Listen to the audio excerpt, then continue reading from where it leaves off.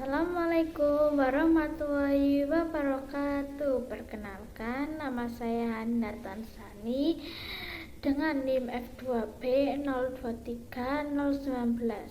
Di sini saya akan menjelaskan ulang tentang materi presentasi yang bertemakan pembelajaran berbasis problem solving dan problem posing dari kelompok 4. Nah, apa sih yang dimaksud dengan problem solving dan problem posing? Yang pertama yaitu problem solving. Apa itu problem solving? Problem solving adalah kemampuan untuk menemukan solusi terbaik dari sebuah masalah atau hambatan. Problem solving merupakan soft skill yang dilakukan dalam berbagai bidang pekerjaan, sedangkan problem posing itu adalah model pembelajaran yang melibatkan siswa dalam pembuatan dan perencanaan masalah. Dalam pembelajaran ini, siswa diajarkan untuk memutuskan atau merumuskan masalah sendiri berdasarkan situasi yang ada. Nah, proses-proses pemecahan masalah yang melibatkan analisis, evaluasi, implementasi, solusi, dan lain-lain. Nah, adapun langkah-langkah problem solving. Yang pertama yaitu mengidentifikasi masalah. Langkah pertama adalah mengenali dan memahami masalah yang dihadapi.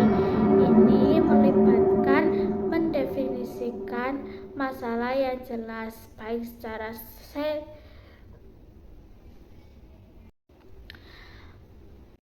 secara spesifik maupun umum, sehingga kita mengetahui apa yang perlu diselesaikan. Yang kedua yaitu menganalisis penyebab. Setelah masalah diidentifikasi, langkah selanjutnya adalah mencari tahu penyebab atau masalah tersebut. Ini bisa dilakukan dengan bertanya, mengapa masalah ini terjadi, dan menggunakan metode seperti analisis akar masalah. Yang ketiga yaitu mencari solusi. Langkah ini melibatkan pencarian ide atau cara-cara untuk menyelesaikan masalah.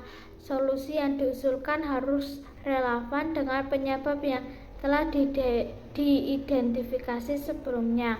Ide ini dapat diperoleh melalui diskusi atau studi kasus serupa. Yang keempat yaitu mengevaluasi solusi. Setelah solusi diterapkan, evaluasi dilakukan untuk menilai apakah solusi tersebut efektif. Jika solusi belum optimal, perlu dilakukan penyelesaian atau solusi alternatif. Adapun contoh-contoh kasus problem solving. Yang pertama yaitu kasus nyata dalam kehidupan sehari-hari di dalam kelas, seperti masalah, penyebab, solusi, dan evaluasi. Masalah yaitu seperti siswa kurang memahami materi pembelajaran. Penyebabnya yaitu metode pengajaran kurang menarik. Solusinya menggunakan metode pengajaran interaktif seperti diskusi kelompok. Evaluasinya yaitu melihat peningkatan pemahaman siswa melalui hasil ujian atau feedback. Adapun manfaat dari problem solving yaitu meningkatkan kemampuan berpikir kritis, mengembangkan kemampuan analisis, meningkatkan kekreatifan, membantu kemandirian belajar, meningkatkan keterampilan kolaborasi. Yang selanjutnya yaitu problem posing.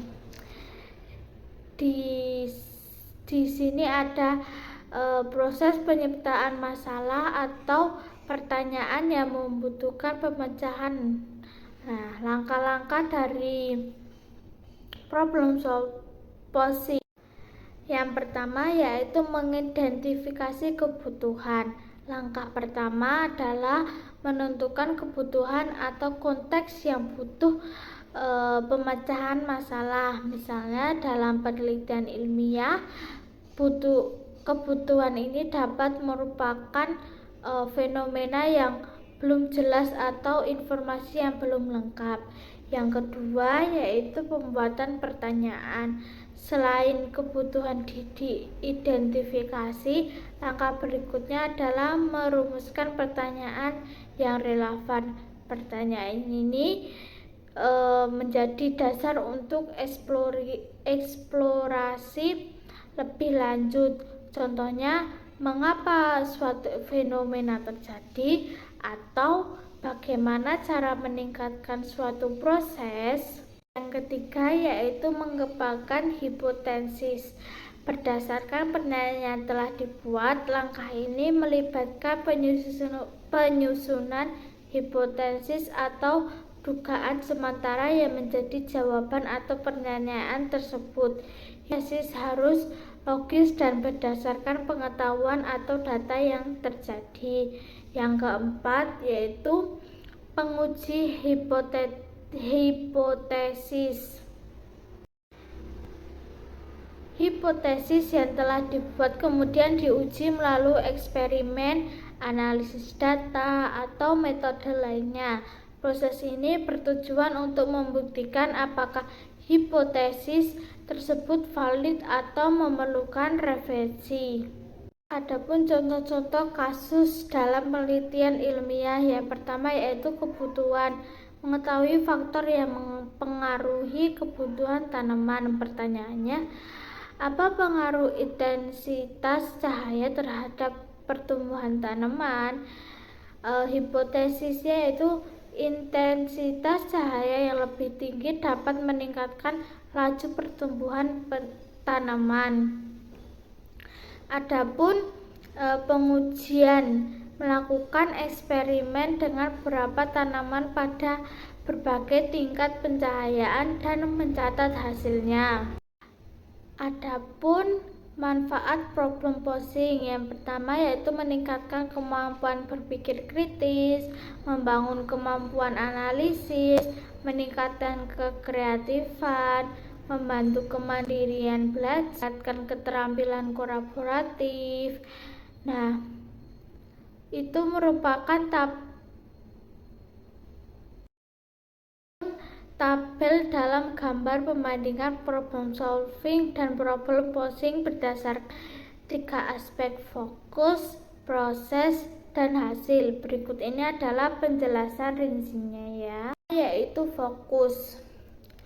Fokus di problem posing yaitu fokus pada pembuatan dan pengajuan masalah baru. Pendekatan ini lebih kreatif, di mana seseorang menciptakan pertanyaan atau masalah yang perlu dieksplorasi lebih lanjut.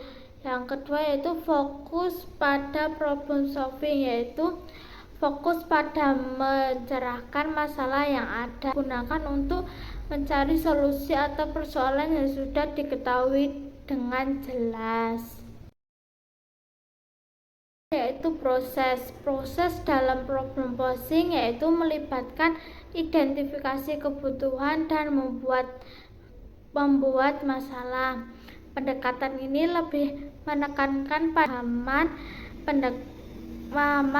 mendalam dan menciptakan tatanan yang baru dan relevan. Yang proses dalam pembentukan problem posing yaitu melibatkan analisis dan implementasi solusi. Artinya langkah-langkahnya mencakupi pemahaman masalah, mencari solusi yang tepat dan menerapkannya. Ketiga yaitu hasil. Problem solving menghasilkan solusi praktis. Pendekatan ini bertujuan untuk memberikan jadwal atau penyelesaian yang langsung dapat diterapkan.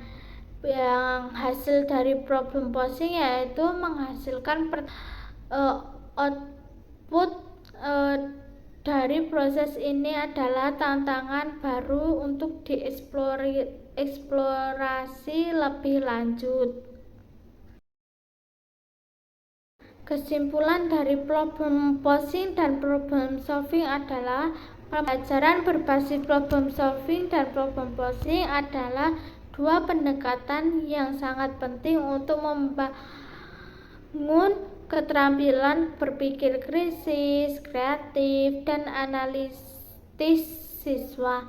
Problem solving fokus pada kemampuan siswa untuk menyelesaikan masalah dengan cara yang terstruktur dan simetris.